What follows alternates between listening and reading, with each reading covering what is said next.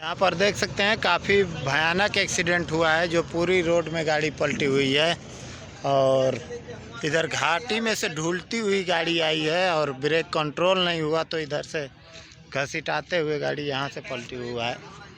देख सकते हैं काफ़ी लोग को चोट भी आया है, ड्राइवर कंडक्टर को, और दवा करा के हॉस्पिटल से आए हैं। टायर फट गया था, ये वाला टायर पहले फटा ना हो। हाँ यही फटा है। गाड़ी हम संभाल लेंगे तो एक तो पीछे का टायर फटा तो संभाल नहीं पाया।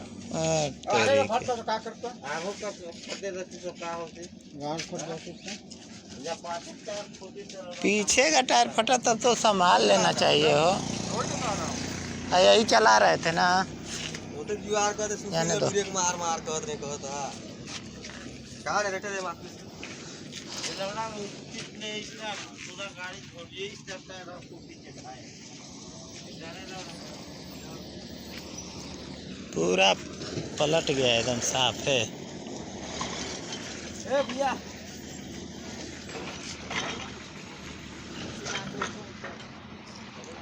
अच्छा क्रेन आ रहा है, उठाएगा। ये बालटा भी एकरा लगी है, एकरा इधर से क्यों आ रहा है यार, उधर से आना चाहिए।